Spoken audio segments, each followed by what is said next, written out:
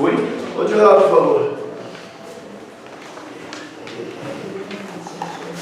Pode orar. Vamos orar, meus irmãos. Senhor, nós te agradecemos por esse momento, Pai.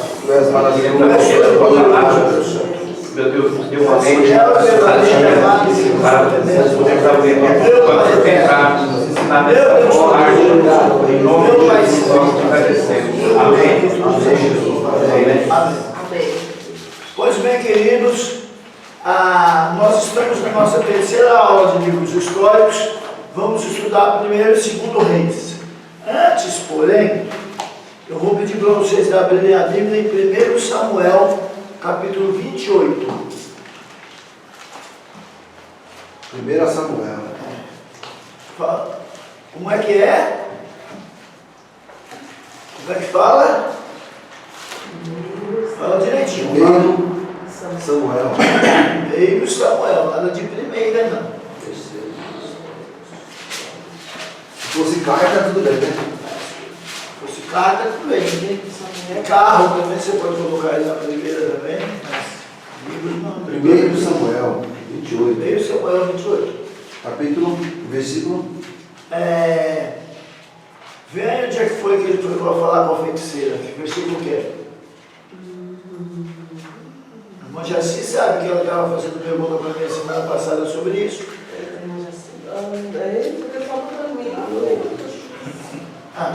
A senhora que perguntou esse assunto a semana passada, a senhora lembra?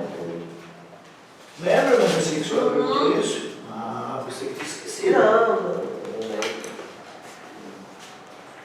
Está faltando bastante gente, hein?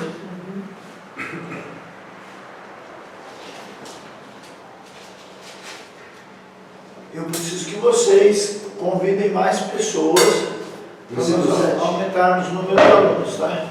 Versículo 7? Acho que é isso. 28, 7. Então começa, pode ser. Então disse Saul aos seus criados: buscai-me uma mulher que tenha o espírito de feiticeira, para que vá a ela e consulte por ela. E os seus criados lhe disseram: eis que em Endor há uma mulher que tem o espírito de adivinhar.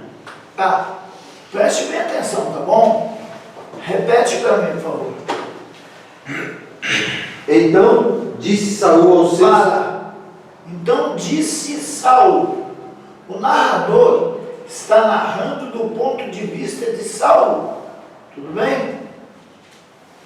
O escritor, que aí no caso é uma narrativa, então torna-se um narrador, ele está narrando do ponto de vista de Saul. Não está escrito aí que foi o Espírito Santo que disse, nem que foi Deus que disse, nem que foi o autor que disse. Quem foi que disse, minha gente? Saul. Qual o estado de Saul? Aí, o estado psicológico dele? Péssimo. Péssimo, né? Estava com medo, não é isso? Então continua. Então disse Saul aos seus criados: buscai-me uma mulher que tenha o espírito de feiticeira, para que vá a ela e consulte por ela. E os seus criados lhe disseram: eis que em Endor há uma mulher que tem o espírito de adivinhar. Continua. E Saul se disfarçou e vestiu outras roupas, e foi ele com 2 homens. E de noite chegaram a mulher e disse: peço-te que me adivinhes pelo espírito de feiticeira, e me faça subir a quem eu disser. Uma paradinha aí. Me faça subir. Não era só o povo de Israel que acreditava que os mortos desciam, não, tá? Era uma crença da região. Dos povos da região. Acreditava-se que os mortos desciam. E a Bíblia, então, ela trabalha dentro dessa cultura global de que os mortos desciam. Então, quem morria, descia.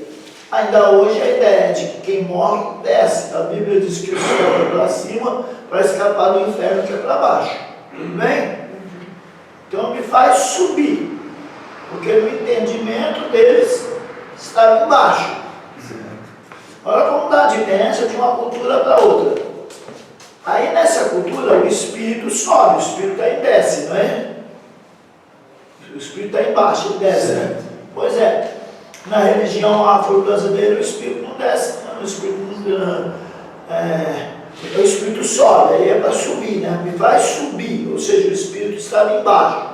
Nas religiões afro-brasileiras, sabe de onde que vem o Espírito? O preto velho, que na verdade é um demônio, né? Mas no entendimento deles, o preto velho, o índio, o guerreiro e tal, que eles acreditam que eles acreditam que são espíritos de pessoas que morreram, que vêm prestar caridade, não é isso? Na religião afro-brasileira é diferente, ele não sobe, porque ele não está embaixo. Ele desce porque está em cima. Na religião afro-brasileira entende que ele está em cima, que ele está em Aruanda. Entendeu? Desce de Aruanda para vir prestar caridade. De todo jeito vai dar praticamente na mesma. Porque na verdade, se sobe no abismo, os demônios sobem no abismo. Se desce de Aruanda, a Bíblia diz que o demônio está alojado nos lugares celestiais, ele desce, vai dar capeta do mesmo jeito, capiroto, dependendo do lugar do país que for, pode mudar de nome, pode ser Cumbatá, capiroto, Gamunhão, entendeu? Depende de que lugar do Brasil que você tiver, mas é tudo capeta, entendeu? Pastor João, esse Aruanda que o senhor falou aí é um lugar... É uma crença... Desculpa, mas a pergunta, né? Deixei você perguntar. Mas assim, é um local, como é que eu posso definir esse local aí? Só me respondendo. É uma dimensão espiritual. Tá, dimensão espiritual. Dimensão espiritual. É uma dimensão espiritual. Entendeu? Então continua para nós. Versículo 9. Então a mulher lhe disse: eis aqui, tu sabes o que Saul fez, como tem destruído da terra os adivinhos e os encantadores.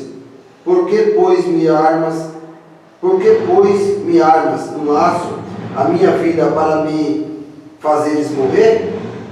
Continua. Para que você está armando essa armadilha? Você sabe que não pode consultar? Então Saul jurou pelo Senhor, dizendo: vive o Senhor, nenhum mal te sobrevirá por isso. A mulher então lhe disse: a quem te farei subir? E disse ele: faze-me subir a Samuel. Vendo, pois, a mulher a Samuel, gritou com alta voz e falou a Saul, dizendo: por que me tens enganado? Pois tu mesmo és Saul. Olha aí, quando o capetinha sobe disfarçado de Saul, ele já dá um toque para ela aí, você se ferrou. Disfarçado de Samuel, ele já dá um toque para ela, você se ferrou. O cara aí que está consultando é o rei, é Saul. Entendeu? Tá. Porque ela já está sabendo. Você mesmo é Saul. Como é que ela descobriu? E ela só descobriu na hora que o bicho subiu. Porque o bicho deu um toque para ela, deu ruim para você. Entendeu? Tem que prestar atenção nos detalhes. Como é que ela, quando o espírito começou a subir, ela falou: você mesmo é Saul? Quem falou para ela? Se até ali ela não tinha reconhecido ele ainda. Percebe como tem que prestar atenção nos detalhes do texto? Continuando. E o rei lhe disse: não temas. Que é que vês? Então a mulher disse a Saul: vejo deuses que sobem da terra. Para! Que versículo é esse? Esse é o 13. Esse é o 13. Na versão de vocês também está deuses? Meu Tá? Tá. Vamos conversar um pouquinho sobre esses deuses aí. Tá com letra minúscula, tá? Isso. Provavelmente há um problema de tradução. Que a pessoa Elohim, a palavra Elohim, serve para Deus, serve para espíritos, serve para anjos, serve para homens famosos, depende do contexto, tá? Então aí é Elohim. E eles não queriam que os espíritos dos mortos se transformassem em deuses. Então provavelmente tem uma fragilidade de tradução aí, tá? Não deveria ter sido traduzido por deuses. Tá?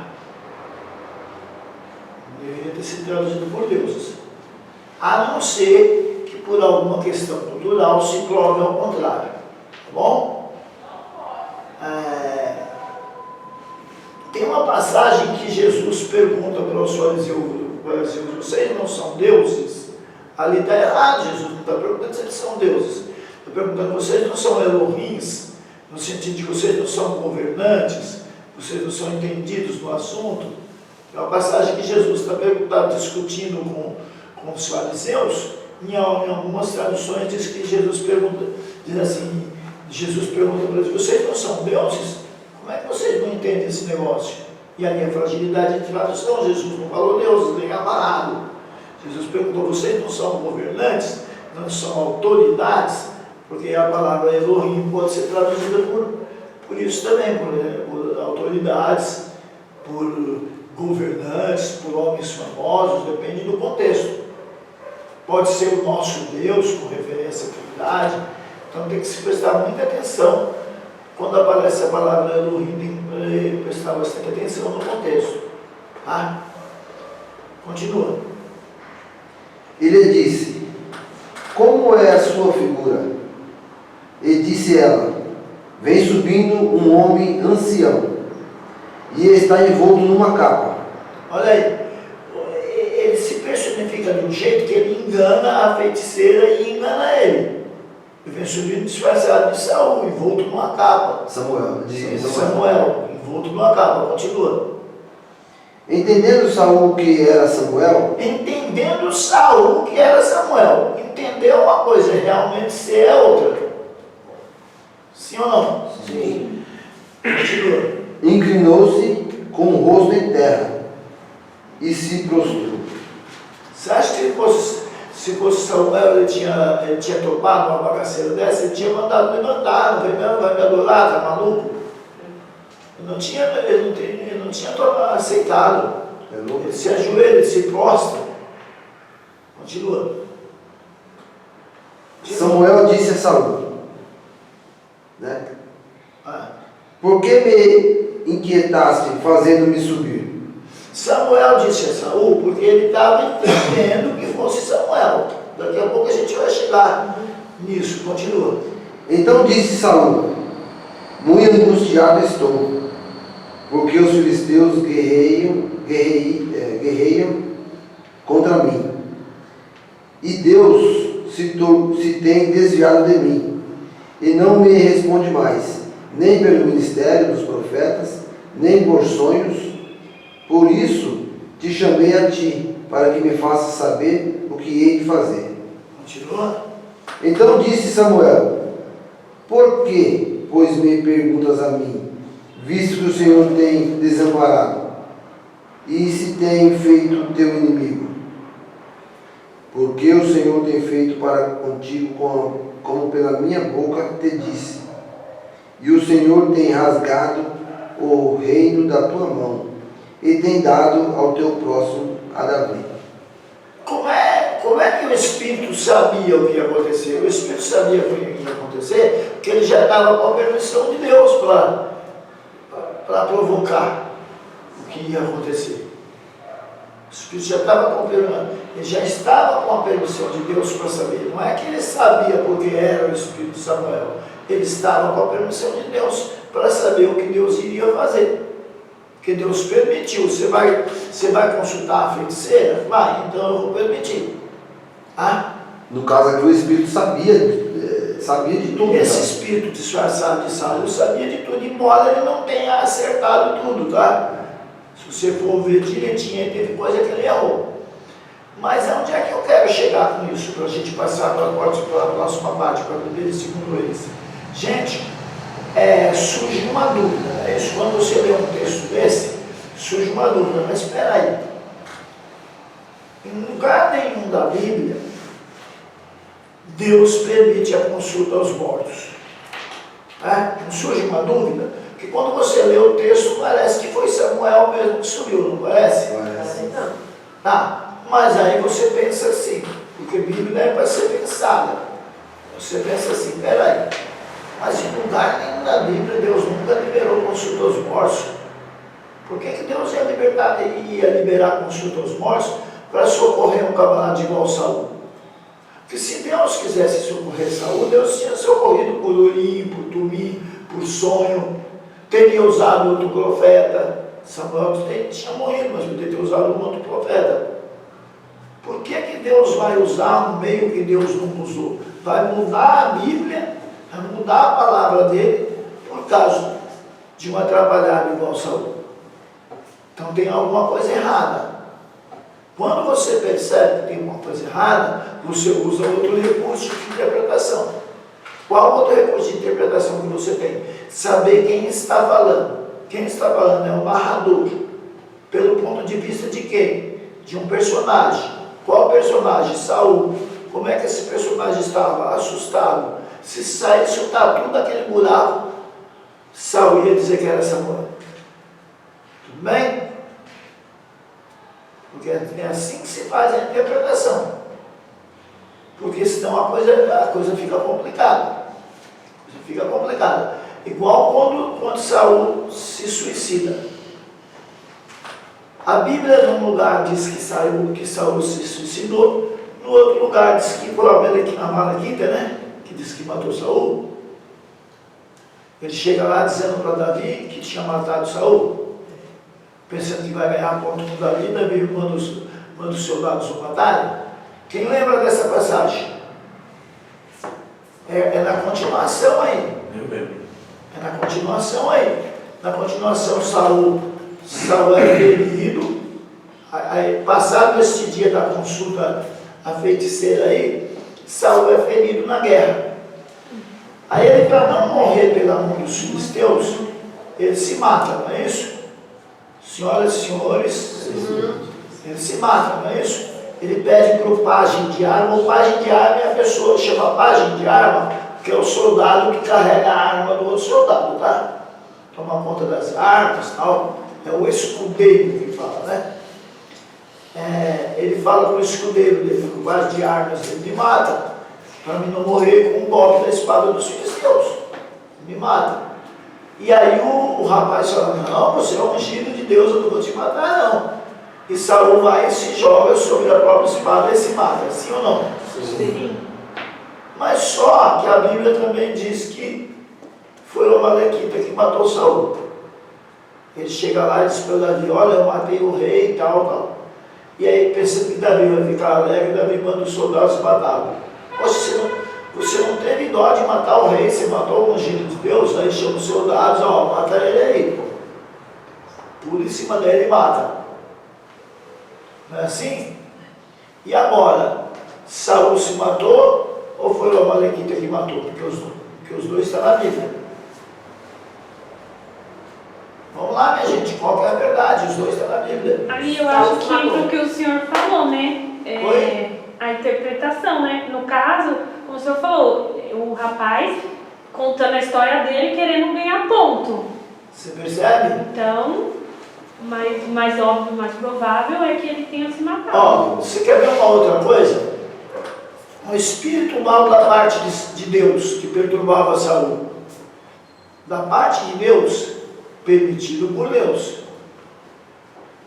Tem um lugar que fala que Davi foi tentado por Deus para contar ao povo. Mas espera aí, o Novo Testamento diz que Deus não tenta ninguém e por ninguém é tentado. Como é que Deus tentou a Davi para contar ao povo? Aí você vai para a mesma passagem em outro livro diz que foi Satanás que tentou Davi. E agora, foi Satanás ou foi Deus? Foi Satanás permitido por Deus. É por isso que no outro livro diz que foi Satanás. Um diz que foi Satanás, outro diz que foi Deus. Então, todas essas coisas precisa prestar atenção. Por exemplo, Eutico cai da janela, não cai? Paulo está pregando, Eutico cochila, né, Eutico? Eutico cochila. Cuidado aí com isso. Eutico cochila e cai da janela, não é isso? E aí Paulo, quando vai ressuscitar, o que Paulo diz? Oi? Fala sem medo, mulher de Deus. Nós estamos todo mundo aqui para aprender. O que Paulo fala? Ainda há espírito nele. Ainda há espírito nele. Peraí. Mas ele não morreu, como é que ainda há espírito dele? Eu vou contar uma coisa para vocês, se vocês disserem isso que eu estou dizendo, vão dizer que vocês são doidos.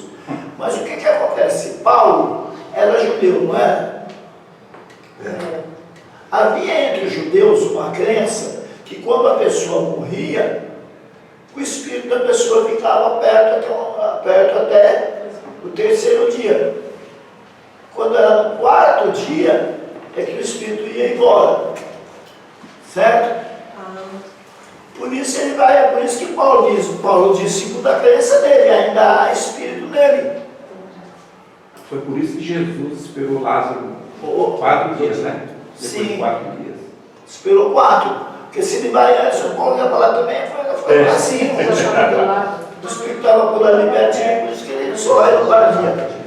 Né? Porque no terceiro, Jesus vai no quarto dia, porque no terceiro eles acreditavam que o anjo do abismo vinha, e o anjo do abismo vinha e furava o corpo, furava o defunto, aí o espírito. Mas isso é uma crendice dele, não é uma crendice deles. É uma crendice deles. Mas existia, e Jesus sabia que existia. Quer ver outra coisa que ela disse? Por que Jesus pergunta para o endemoniado gadareno qual é o seu nome? É o único lugar onde Jesus pergunta o nome. E ele responde legião, porque nós somos muitos. Legião não é nome. Porque naquela região se acreditava que para se expulsar um demônio, ficava mais fácil se soubesse o nome. Por isso que só ali Jesus pergunta qual é o seu nome. Lugar nenhum Jesus pergunta. Lugar nenhum Jesus pergunta. Aquele cego do capítulo 9 de João, capítulo 9, né, de João, cego de nascença, é o 9, né? É o 9? É 9. O Jesus pergunta por quê? Porque eles acreditavam, tinham tendência de acreditar em maldição hereditária. Por isso que eles perguntam para Jesus, quem pecou? Ele ou os pais dele? Jesus falou, nenhum nem outro. Foi para que se manifestasse a glória de Deus. Então, todos esses detalhes a gente tem que prestar atenção. Então, falando cada cultura de cada lugar que o Senhor Jesus passou, que tinha suas culturas, que acreditavam em algo, aí ele fazia conforme aquilo as pessoas acreditavam?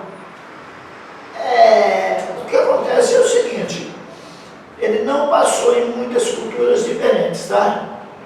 Porque ele visita 17 cidades. Jesus visita 17 cidades. Dessas 17, 16 a cultura é padrão, a cultura do povo dele. 15. Com 15 a cultura é padrão. A cultura do povo dele, a cultura do povo judeu. Agora, ali, naquela região chamava-se Decápolis. Deca significa 10. Polis, cidade. Eram 10 cidades de cultura grega dentro de Israel. Igual tem em São Paulo a colônia japonesa, tem a colônia italiana. Então ali a cultura ali era a cultura grega, naquelas 10 cidades, dentro de Israel, mas a cultura da grega. Então havia aquela diferença cultural naquele local. E a outra cidade que ele visitou, fora, foi as outras 2 cidades que ele visita fora, Tiro e Sidom. Que ele vai lá, ai de ti, Betseba, ai de ti, Corazim, ai de ti, Betseba, porque se em Tiro e Sidom se tivesse operado os milagres que em ti foram operados, há muito teriam se convertido em saco e cinza. Ou seja, vocês são pior do que Tiro e Sidom, que são cidades de gentios. São as únicas 2 cidades de gentio onde Jesus vai, Tiro e Sidom. A outra não conta como cidade de gentil, porque ela está dentro do território de Israel, embora fosse uma colônia, fossem 10 cidades de cultura grega. Tudo bem, minha gente? Então vamos para 2 Reis, 1 Reis. Então vamos lá. 1 Reis, o autor. O livro de 1 Reis não cita especificamente o nome de seu autor. A tradição é que ele foi escrito pelo profeta Jeremias. A tradição é que Jeremias tenha escrito 1º e 2º Reis. Quando foi escrito, por quê que Jeremias teria escrito 1º e 2º Reis? Porque eles já estavam no exílio. Se a data é entre 560 e 540, eles já estavam no exílio. Então ele escreve para explicar por que eles estavam indo para o exílio. Olha quanta coisa errada foi feita. Foram feitas. Por isso que foi parar no exílio. Se nós estamos bem de data, porque data antiga é um campo minado. Então vamos ver. Autor Jeremias. Quando foi escrito?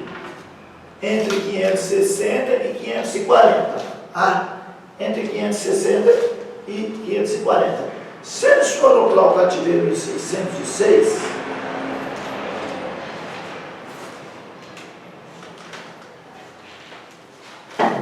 Babilônia ouviu. Se eles foram para o cativeiro em 606, menos 560. Vamos calcular para o 560, porque ele está entre 560 e 540. Veja que a data é tão complicada que é dada uma média de 20 anos, 560 a 540. Então vamos lá. 6, 4, 0. Fazia mais ou menos 46 anos que já estavam no cativeiro. Não é isso? Quando o livro foi escrito. Que coisa linda. Nota fiscal tem? Se não tiver, Se é hora de cobrar os outros. Isso aqui cabe uma representação, cobragem na hora do trabalho. Né? Pode cobrar a pessoa para estar trabalhando. Principalmente dia de sábado.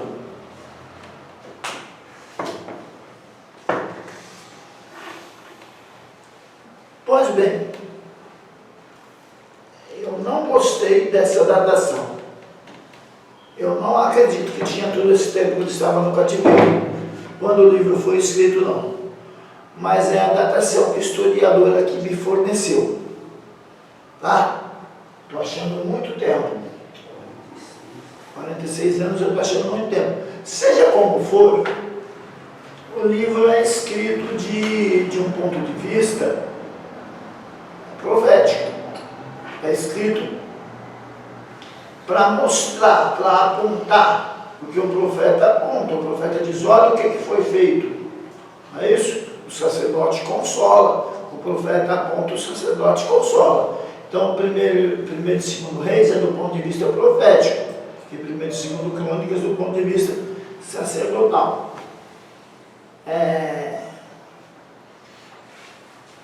Pois bem, qual o propósito? Este livro é a continuação de 1º e 2º Samuel. Então, o propósito é continuar 1º e 2º Samuel. E começa traçando a ascensão de Davi, a ascensão de Salomão ao trono após a morte de Davi. Então, 1º Reis termina com a morte de Davi, e Salomão começa com a morte de Davi, e Salomão subindo ao trono. A história começa com um reino unido, as 12 tribos juntas. Mas termina em uma nação dividida em 2 reinos, conhecidos como Judá e Israel. Porque quando Salomão morre, por causa da apostasia de Salomão, o reino é dividido.